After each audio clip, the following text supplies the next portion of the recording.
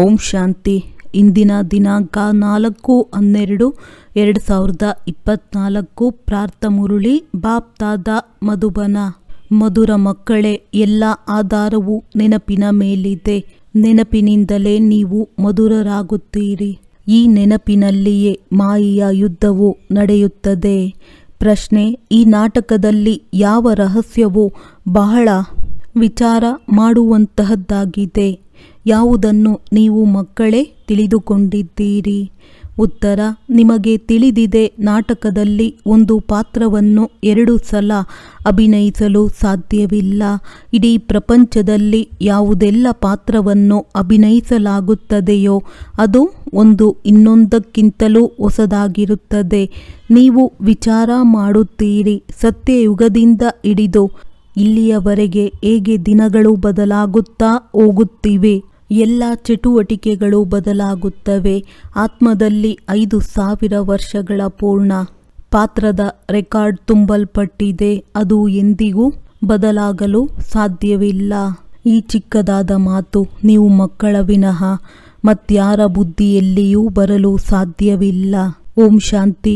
ಆತ್ಮಿಕ ತಂದೆಯು ಆತ್ಮೀಯ ಮಕ್ಕಳೊಂದಿಗೆ ಪ್ರಶ್ನಿಸುತ್ತಾರೆ: ಮಧುರಾತಿ ಮಧುರ ಮಕ್ಕಳೇ, ನೀವು ತಮ್ಮ ಭವಿಷ್ಯದ ಪುರುಷೋತ್ತಮ ಮುಖ, ಪುರುಷೋತ್ತಮ ವಸ್ತ್ರವನ್ನು, ಶರೀರ ನೋಡುತ್ತೀರಾ?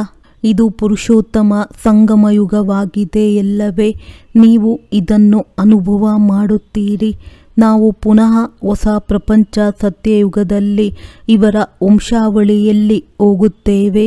ಅದಕ್ಕೆ ಸುಖಧಾಮವೆಂದು ಕರೆಯಲಾಗುತ್ತದೆ. ಅಲ್ಲಿಗಾಗಿಯೇ ನೀವೀಗ ಪುರುಷೋತ್ತಮರಾಗುತ್ತಿದ್ದೀರಿ. ಕುಳಿತಿದ್ದಂತೆಯೇ ಈ ವಿಚಾರಗಳು ಬರಬೇಕಾಗಿದೆ. ವಿದ್ಯಾರ್ಥಿಗಳು ಓದುವಾಗ ಅವರ ಬುದ್ಧಿಯಲ್ಲಿ ನಾಳೆ ನಾವು ಈ ರೀತಿ ಆಗುವವರಿದ್ದೇವೆಂದು ಅವಶ್ಯವಾಗಿ ಇರುತ್ತದೆ. ಹಾಗೆಯೇ ನೀವು ಸಹ ಇಲ್ಲಿ ಕುಳಿತುಕೊಂಡಿದ್ದೀರೆಂದರೆ ನಿಮಗೂ ತಿಳಿದಿದೆ, ನಾವು ವಿಷ್ಣುವಿನ ರಾಜಧಾನಿಯಲ್ಲಿ ಹೋಗುತ್ತೇವೆ ಎಂದು. ನಿಮ್ಮ ಬುದ್ಧಿಯು ಈಗ ಅಲೌಕಿಕವಾಗಿದೆ. ಮತ್ಯಾವ ಮನುಷ್ಯರ ಬುದ್ಧಿಯಲ್ಲಿಯೂ ಈ ಮಾತುಗಳ ಚಿಂತನೆಯು ನಡೆಯುವುದಿಲ್ಲ. ಇದು ಸಾಮಾನ್ಯವಾದ ಸತ್ಸಂಗವಲ್ಲ. ನೀವಿಲ್ಲಿ ಕುಳಿತಿದ್ದೀರಿ. ನಿಮಗೆ ತಿಳಿದಿದೆ, ಸತ್ಯ ತಂದೆ ಯಾರಿಗೆ ಶಿವನೆಂದು ಕರೆಯುವರೋ ಅವರ ಸಂಘದಲ್ಲಿ ನಾವು ಕುಳಿತಿದ್ದೇವೆ. ಶಿವ ತಂದೆಯೇ ರಚಯಿತನಾಗಿದ್ದಾರೆ. ಅವರಿಗೆ ಈ ರಚನೆಯ ಆದಿ ಮಧ್ಯ ಅಂತ್ಯವು ತಿಳಿದಿದೆ. ಅವರೇ ಈ ಜ್ಞಾನವನ್ನು ನೀಡುತ್ತಾರೆ. ಹೇಗೆ ಇದು ನೆನ್ನೆಯ ಮಾತು ಎಂದು ತಿಳಿಸುತ್ತಾರೆ. ನೀವಿಲ್ಲಿ ಕುಳಿತಿದ್ದೀರಿ. ನಾವು ಪರಿವರ್ತನೆಯಾಗಲು, ಅರ್ಥಾತ್ ಈ ಶರೀರವನ್ನು ಬದಲಾಯಿಸಿ ದೈವಿ ಶರೀರವನ್ನು ಪಡೆಯಲು ಬಂದಿದ್ದೇವೆ ಎಂಬುದು ನಿಮಗೆ ನೆನಪಿರುವುದಲ್ಲವೇ? ನಮ್ಮದು ಇದು ತಮೋ ಪ್ರಧಾನ ಹಳೆಯ ಶರೀರವಾಗಿದೆ. ಇದನ್ನು ಬಿಟ್ಟು ಇಂತಹ ಹೊಸ ಶರೀರವನ್ನು ಪಡೆಯಬೇಕೆಂದು ಆತ್ಮವು ಹೇಳುತ್ತದೆ. ಎಷ್ಟು ಸಹಜವಾದ ಗುರಿ ಧ್ಯೇಯವಾಗಿದೆ. ಓದಿಸುವ ಶಿಕ್ಷಕರು ಅವಶ್ಯವಾಗಿ ಓದುವಂತಹ ವಿದ್ಯಾರ್ಥಿಗಳಿಗಿಂತಲೂ ಬುದ್ಧಿವಂತರಿರುತ್ತಾರಲ್ಲವೇ? ಓದಿಸುತ್ತಾರೆ ಮತ್ತು ಒಳ್ಳೆಯ ಕರ್ಮವನ್ನು ಕಲಿಸುತ್ತಾರೆ. ಈಗ ನೀವು ತಿಳಿದುಕೊಂಡಿದ್ದೀರಿ, ನಮಗೆ ಶ್ರೇಷ್ಠಾತಿ ಶ್ರೇಷ್ಠ ಭಗವಂತನು ಓದಿಸುತ್ತಾರೆಂದರೆ ಅವಶ್ಯವಾಗಿ ದೇವಿ ದೇವತೆಗಳನ್ನಾಗಿಯೇ ಮಾಡುತ್ತಾರೆ.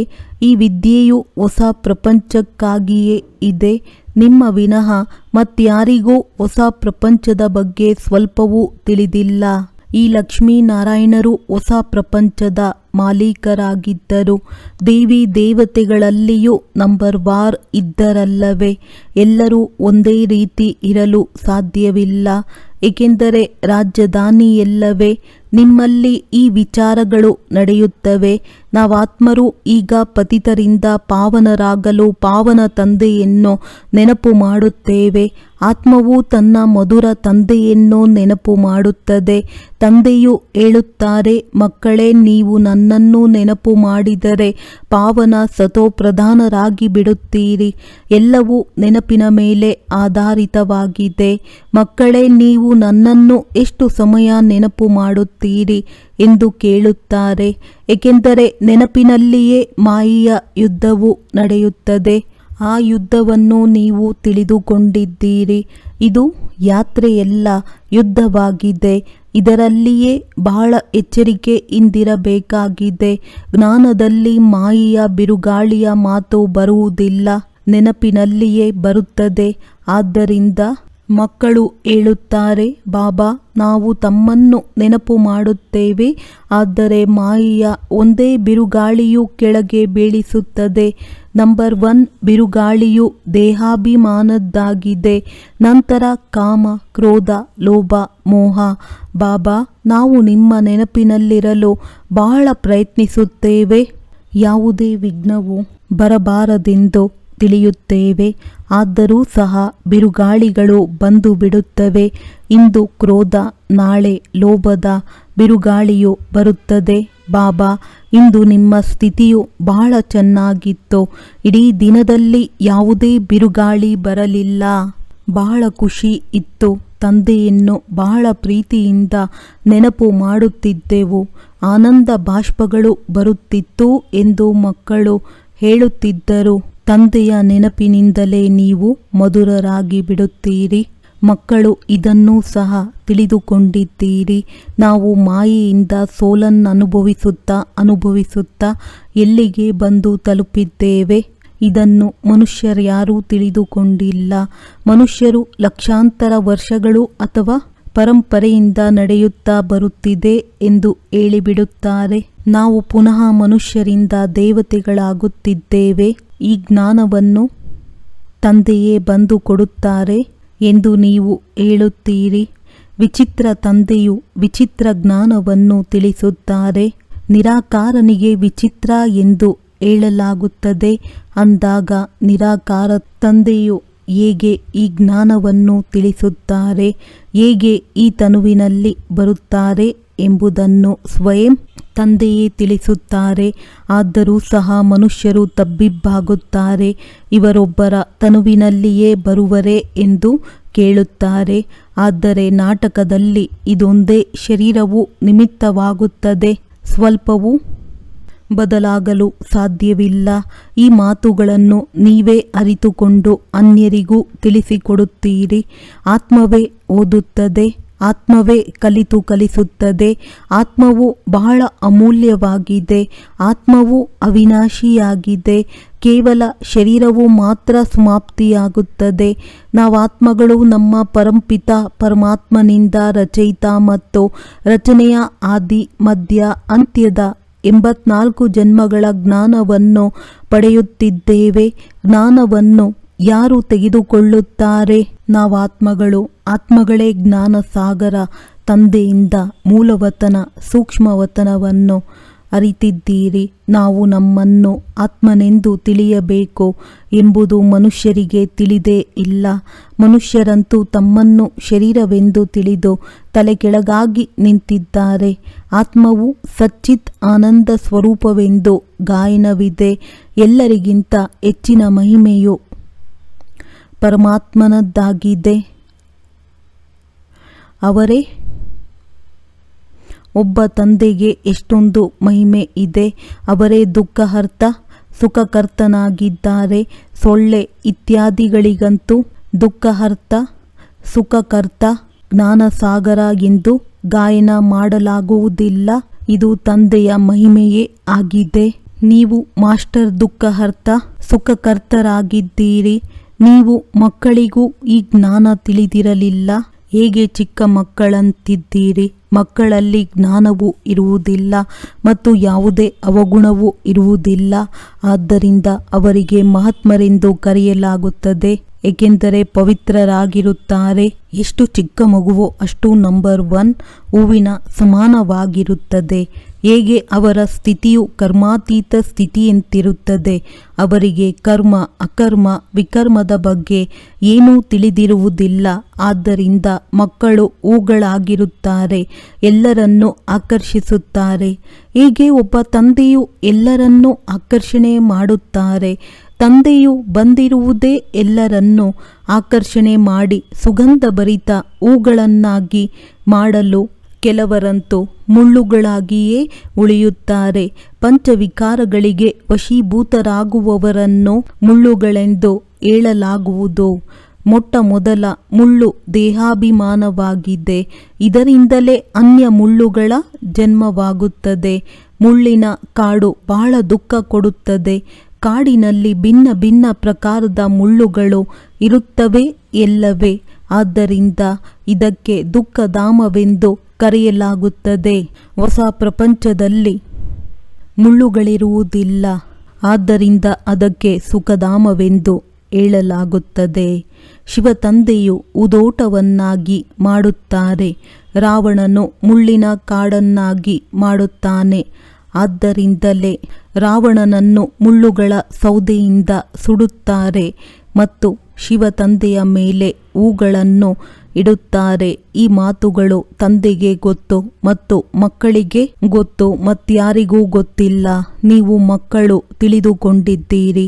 ನಾಟಕದಲ್ಲಿ ಒಂದು ಪಾತ್ರವನ್ನು 2 ಬಾರಿ ಅಭಿನಯಿಸಲು ಸಾಧ್ಯವಿಲ್ಲ. ಬುದ್ಧಿಯಲ್ಲಿದೆ. ಇಡೀ ಪ್ರಪಂಚದಲ್ಲಿ ಯಾವುದೆಲ್ಲ ಪಾತ್ರಗಳು ಅಭಿನಯಿಸಲ್ಪಡುತ್ತವೆಯೋ ಅವು ಒಂದು ಇನ್ನೊಂದಕ್ಕಿಂತಲೂ ಹೊಸದಾಗಿರುತ್ತದೆ. ನೀವು ವಿಚಾರ ಮಾಡಿ, ಸತ್ಯಯುಗದಿಂದ ಹಿಡಿದು ಇಲ್ಲಿಯವರೆಗೆ ಹೇಗೆ ಬದಲಾಗುತ್ತವೆ. ಪೂರ್ಣ ಚಟುವಟಿಕೆಗಳೇ ಬದಲಾಗುತ್ತವೆ. ಇಂದಿಗೆ 5,000 ವರ್ಷಗಳ ಎಲ್ಲ ಚಟುವಟಿಕೆಗಳ ರೆಕಾರ್ಡ್ ತುಂಬಲ್ಪಟ್ಟಿದೆ. ಅದು ಎಂದಿಗೂ ಬದಲಾಗಲು ಸಾಧ್ಯವಿಲ್ಲ. ಪ್ರತಿಯೊಂದು ಆತ್ಮನಲ್ಲಿ ತನ್ನ ಪಾತ್ರವು ತುಂಬಲ್ಪಟ್ಟಿದೆ. ಈ ಅತಿ ಚಿಕ್ಕ ಮಾತು ಸಹ ಯಾರ ಬುದ್ಧಿಯಲ್ಲಿಯೂ ಬರಲು ಸಾಧ್ಯವಿಲ್ಲ. ಈ ನಾಟಕದ ಆದಿ ಮಧ್ಯ ಅಂತ್ಯವನ್ನು ನೀವು ಅರಿತುಕೊಂಡಿದ್ದೀರಿ. ಇದು ಶಾಲೆಯಾಗಿದೆಯಲ್ಲವೇ. ಪವಿತ್ರರಾಗಿ ತಂದೆಯನ್ನು ನೆನಪು ಮಾಡುವ ವಿದ್ಯೆಯನ್ನು ತಂದೆಯು ಓದಿಸುತ್ತಾರೆ. ಸ್ವಯಂ ತಂದೆಯೇ ಬಂದು ಹೇಗೆ ಪತಿತರಿಂದ ಪಾವನರಾಗುವ ವಿದ್ಯೆಯನ್ನು ಓದಿಸುತ್ತಾರೆ. ಈ ವಿದ್ಯೆಯಿಂದಲೇ ನಾವು ವಿಶ್ವದ ಮಾಲೀಕರಾಗುತ್ತೇವೆ ಎಂಬ ಮಾತುಗಳನ್ನು ಎಂದೂ ಯಾರೂ ಯೋಚಿಸಿಯೂ ಇಲ್ಲ. ಭಕ್ತಿ ಮಾರ್ಗದ ಪುಸ್ತಕಗಳೇ ಬೇರೆಯಾಗಿವೆ. ಅದಕ್ಕೆ ಎಂದೂ ವಿದ್ಯೆ ಎಂದು ಹೇಳಲಾಗುವುದಿಲ್ಲ. ಜ್ಞಾನವಿಲ್ಲದೆ ಸದ್ಗತಿಯಾಗುವುದಾದರೂ ಹೇಗೆ? ಸದ್ಗತಿಯಾಗಲು ತಂದೆ ಇಲ್ಲದೆ ಜ್ಞಾನವೆಲ್ಲಿಂದ ಬರುತ್ತದೆ? ಯಾವಾಗ ನೀವು ಸದ್ಗತಿಯಲ್ಲಿರುತ್ತೀರೋ ಆಗ ಭಕ್ತಿ ಮಾಡುತ್ತೀರೇನೋ? ಇಲ್ಲ, ಅಲ್ಲಿ ಅಪಾರ ಸುಖವಿರುತ್ತದೆ. ಅಂದಾಗ ಭಕ್ತಿ ಮಾಡುವುದಾದರೂ ಏತಕ್ಕಾಗಿ? ಈ ಜ್ಞಾನವು ಈ ಸಮಯದಲ್ಲಿಯೇ ನಿಮಗೆ ಸಿಗುತ್ತದೆ. ಆತ್ಮದಲ್ಲಿ ಪೂರ್ಣ ಜ್ಞಾನವಿರುತ್ತದೆ. ಆತ್ಮಕ್ಕೆ ಯಾವುದೇ ಧರ್ಮವಿರುವುದಿಲ್ಲ. ಯಾವಾಗ ಆತ್ಮವು ಶರೀರ ಧಾರಣೆ ಮಾಡುತ್ತದೆಯೋ ಆಗ ಇವರು ಇಂತಿಂತಹ ಧರ್ಮದವರೆಂದು ಹೇಳುತ್ತಾರೆ. ಆತ್ಮದ ಧರ್ಮ ಯಾವುದು? ಒಂದಂತೂ ಆತ್ಮವು ಬಿಂದು ರೂಪವಾಗಿದೆ ಮತ್ತು ಶಾಂತ ಸ್ವರೂಪವಾಗಿದೆ. ಶಾಂತಿಧಾಮದಲ್ಲಿರುತ್ತದೆ. ಈಗ ತಂದೆಯು ತಿಳಿಸುತ್ತಾರೆ, ಎಲ್ಲ ಮಕ್ಕಳಿಗೆ ತಂದೆಯ ಮೇಲೆ ಅಧಿಕಾರವಿದೆ. ಬಹಳ ಮಂದಿ ಮಕ್ಕಳು ಬೇರೆ ಬೇರೆ ಧರ್ಮಗಳಲ್ಲಿ ಸೇರಿ ಹೋಗಿದ್ದಾರೆ. ಅವರು ಮತ್ತೆ ಅದರಿಂದ ಹೊರಬಂದು ತಮ್ಮ ಮೂಲ ಧರ್ಮದಲ್ಲಿ ಬಂದು ಬಿಡುತ್ತಾರೆ. ಯಾರು ದೇವಿ ದೇವತಾ ಧರ್ಮವನ್ನು ಬಿಟ್ಟು ಅನ್ಯ ಧರ್ಮದಲ್ಲಿ ಹೋಗಿದ್ದಾರೆಯೋ ಅವರೆಲ್ಲರೂ ಮತ್ತೆ ತಮ್ಮ ಸ್ಥಾನದಲ್ಲಿ ಬಂದು ಬಿಡುತ್ತಾರೆ. ಆದ್ದರಿಂದ ನೀವು ಮೊಟ್ಟ ಮೊದಲಿಗೆ ತಂದೆಯ ಪರಿಚಯ ಕೊಡಬೇಕಾಗಿದೆ. ಈ ಮಾತುಗಳಲ್ಲಿಯೇ ಎಲ್ಲರೂ ತಬ್ಬಿಬ್ಬಾಗಿದ್ದಾರೆ. ಈಗ ನಮಗೆ ಯಾರು ಓದಿಸುತ್ತಾರೆಂಬುದನ್ನು ನೀವು ಮಕ್ಕಳೇ ತಿಳಿದುಕೊಂಡಿದ್ದೀರಿ. ಸ್ವಯಂ ಪಾರಲೌಕಿಕ ತಂದೆಯು ಓದಿಸುತ್ತಾರೆ. ಕೃಷ್ಣನಂತೂ ದೇಹಧಾರಿಯಾಗಿದ್ದಾನೆ. ಇವರಿಗೂ ಬ್ರಹ್ಮ ತಂದೆ ಸಹ ದಾದಾ ಎಂದು ಹೇಳುತ್ತಾರೆ. ಅಂದ ಮೇಲೆ ನೀವೆಲ್ಲರೂ ಸಹೋದರರಾಗಿದ್ದೀರಲ್ಲವೇ? ಸಹೋದರಿಯ ಶರೀರವೇ ಬೇರೆ, ಸಹೋದರನ ಶರೀರವೇ ಬೇರೆಯಾಗಿದೆ. ಆತ್ಮನಂತೂ ಅತಿ ಸೂಕ್ಷ್ಮ ನಕ್ಷತ್ರವಾಗಿದೆ. ಇಷ್ಟೆಲ್ಲ ಜ್ಞಾನವು ಒಂದು ಸೂಕ್ಷ್ಮ ನಕ್ಷತ್ರದಲ್ಲಿದೆ. ಈ ನಕ್ಷತ್ರವು ಶರೀರವಿಲ್ಲದೆ ಮಾತನಾಡುವುದಕ್ಕೂ ನಕ್ಷತ್ರಕ್ಕೆ ಪಾತ್ರವನ್ನಭಿನಯಿಸಲು ಇಷ್ಟೆಲ್ಲ ಕರ್ಮೇಂದ್ರಿಯಗಳು ಸಿಕ್ಕಿವೆ. ನೀವು ಆತ್ಮ ನಕ್ಷತ್ರಗಳ ಪ್ರಪಂಚವೇ ಬೇರೆಯಾಗಿದೆ. ಆತ್ಮವು ಇಲ್ಲಿ ಬಂದು ಶರೀರ ಧಾರಣೆ ಮಾಡುತ್ತದೆ. ಶರೀರದ ಗಾತ್ರವು ಚಿಕ್ಕದ್ದು ದೊಡ್ಡದಿರುತ್ತದೆ. ಆತ್ಮವೇ ತನ್ನ ತಂದೆಯನ್ನು ನೆನಪು ಮಾಡುತ್ತದೆ. ಅದು ಸಹ ಈ ಶರೀರದಲ್ಲಿದ್ದಾಗ ಮಾತ್ರ. ಮನೆಯಲ್ಲಿ ಆತ್ಮವು ತಂದೆಯನ್ನು ನೆನಪು ಮಾಡುವುದೇ ಇಲ್ಲ. ನಾವು ಎಲ್ಲಿದ್ದೇವೆ ಎಂಬುದು ಸಹ ತಿಳಿದಿರುವುದಿಲ್ಲ. ಆತ್ಮ ಮತ್ತು ಪರಮಾತ್ಮ ಇಬ್ಬರೂ ಶರೀರದಲ್ಲಿದ್ದಾಗ ಮಾತ್ರ ಆತ್ಮ ಮತ್ತು ಪರಮಾತ್ಮನ ಮೇಳವೆಂದು ಹೇಳಲಾಗುತ್ತದೆ.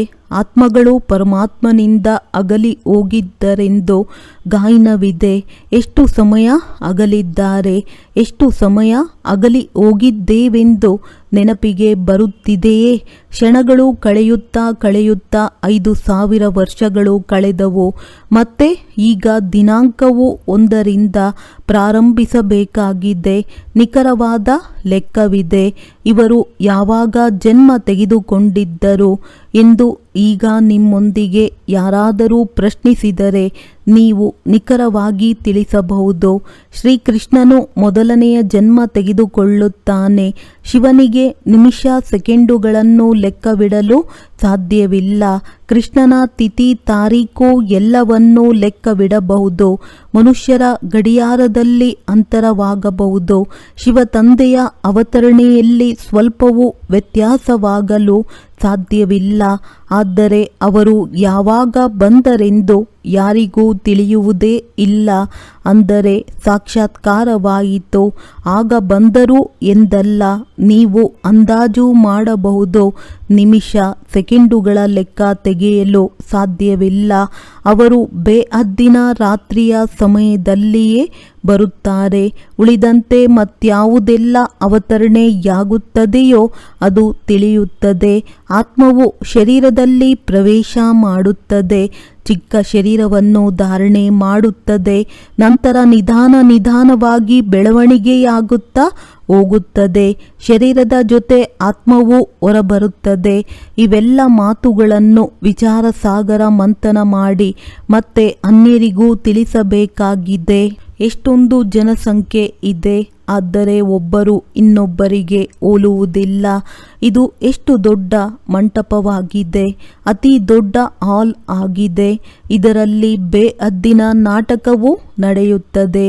ನೀವು ಮಕ್ಕಳು ನರನಿಂದ ನಾರಾಯಣರಾಗಲು ಬರುತ್ತೀರಿ. ತಂದೆಯು ಯಾವ ಹೊಸ ಸೃಷ್ಟಿಯನ್ನು ರಚಿಸುತ್ತಾರೆಯೋ ಅದರಲ್ಲಿ ಶ್ರೇಷ್ಠ ಪದವಿಯನ್ನು ಪಡೆಯಲು ಬರುತ್ತೀರಿ. ಬಾಕಿ ಈ ಹಳೆಯ ಪ್ರಪಂಚವಂತೂ ವಿನಾಶವಾಗಲಿದೆ. ತಂದೆಯ ಮೂಲಕ ಹೊಸ ಪ್ರಪಂಚದ ಸ್ಥಾಪನೆಯಾಗುತ್ತಿದೆ. ತಂದೆಯು ಪಾಲನೆಯನ್ನು ಮಾಡಬೇಕಾಗಿದೆ. ಯಾವಾಗ ಇವರು ಇಲ್ಲಿ ಶರೀರವನ್ನು ಬಿಡುವರೋ ಆಗಲೇ ಮತ್ತೆ ಸತ್ಯಯುಗದಲ್ಲಿ ಹೊಸ ಶರೀರವನ್ನು ಪಡೆದು ಪಾಲನೆ ಮಾಡಲು ಸಾಧ್ಯ. ಅದಕ್ಕೆ ಮುಂಚೆ ಈ ಹಳೆಯ ಪ್ರಪಂಚದ ವಿನಾಶವು ಆಗಬೇಕಾಗಿದೆ. ಈ ಬಿದುರಿನ ಕಾಡಿಗೆ ಬೆಂಕಿ ಬೀಳುವುದಿದೆ. ಕೊನೆಯಲ್ಲಿ ಎಲ್ಲ ಖಂಡಗಳು ಸಮಾಪ್ತಿಯಾಗಿ ಭಾರತವೇ ಉಳಿಯುತ್ತದೆ. ಭಾರತದಲ್ಲಿಯೂ ಕೆಲವರೇ ಉಳಿಯುತ್ತಾರೆ. ವಿನಾಶದ ನಂತರ ಶಿಕ್ಷೆಗಳನ್ನನುಭವಿಸಬಾರದೆಂದು ನೀವೀಗ ಪರಿಶ್ರಮ ಪಡುತ್ತಿದ್ದೀರಿ. ಒಂದು ವೇಳೆ ಈಗ ವಿಕರ್ಮ ವಿನಾಶವಾಗಲಿಲ್ಲವೆಂದರೆ ಶಿಕ್ಷೆಯನ್ನನುಭವಿಸುತ್ತೀರಿ. ಮತ್ತೆ ಪದವಿಯೂ ಸಿಗುವುದಿಲ್ಲ.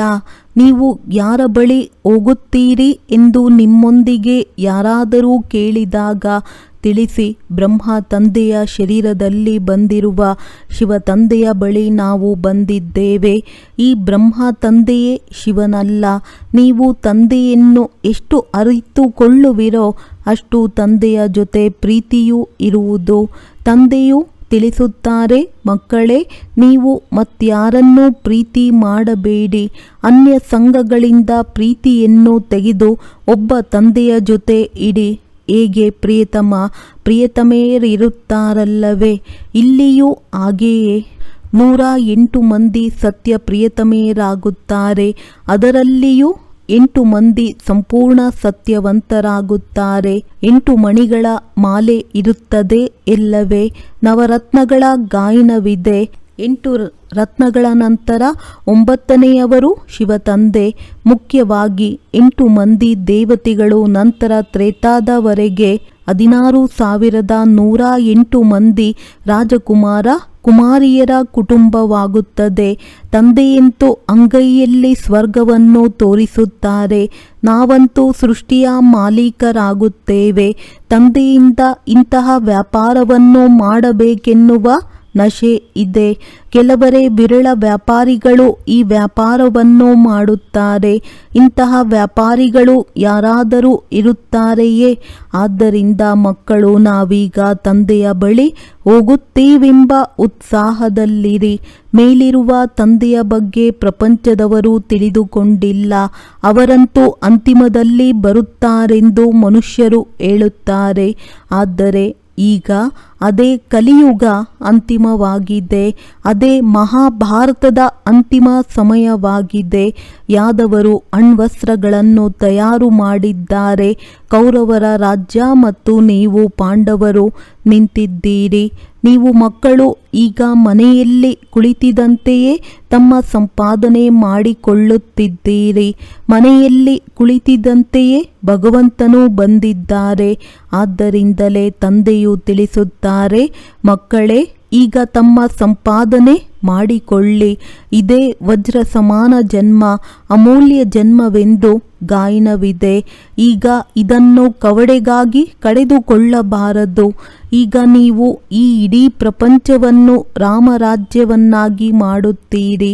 ನಿಮಗೆ ಶಿವನಿಂದ ಶಕ್ತಿಯೂ ಸಿಗುತ್ತಿದೆ. ಬಾಕಿ ಇಂದಿನ ದಿನಗಳಲ್ಲಂತೂ ಕೆಲವರಿಗೆ ಅಕಾಲ ಮೃತ್ಯುವು ಆಗಿಬಿಡುತ್ತದೆ.